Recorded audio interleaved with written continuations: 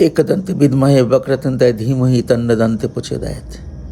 আশ্রমের সকলকে বলবো, এই সময় দাদু গুরু আর আমি একত্র হচ্ছি, বাপ ছেলে। অতএব গায়ত্রী মার কৃপা সকলের ওপর উঠবে, আসবে। একদম যে ভক্ত বা যে বিভক্ত সকলকে বলবো, অন্তর থেকে যে কোনো মনস্কামনা করুক, নিশ্চিতভাবে পূরণ হবে।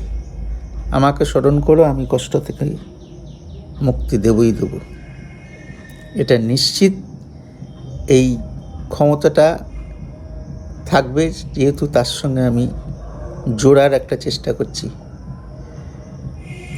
এই সুযোগটা যেন তোমরা কেউ হারিও না। বাবা মাদের সকলের উদ্দেশ্য বলছি, কেন বাইরের মানুষকে তো আমার বলার রাইট নেই। এই সময় যেরকম অর্জুন কৃষ্ণের সঙ্গে জুড়েছিল, নর নারায়ণের সঙ্গে জুড়েছিল, ঠিক গায়ত্রী মার সঙ্গে জুড়ছি। অতএব নিশ্চিত সফলতা আসবেই আসবে। আমার এই 3.5 দিনের সাধনা বিফল হবে না, এবং এটা বিরাট পরীক্ষা সকলকে। আমাদের আশ্রমের যে গুরুর সঙ্গে, গুরুর কাজই তো বাধা থেকে, কষ্ট থেকে, দুঃখ থেকে মুক্ত করা। গুরুকে শুধু মন্ত্র দিয়ে ছেড়ে দেবে? গুরু তার দুঃখে দুঃখিত হবে এবং সেখান থেকে কী করে বেরোবে সেই রাস্তা দেখাবে। তোমরা অসম্ভব ভালোবাসো, অনেক ভক্তি করো, তোমরা সত্যি দেবী না হলে, দেবদেবী না হলে দেবতারাই তো দীক্ষিত হয়।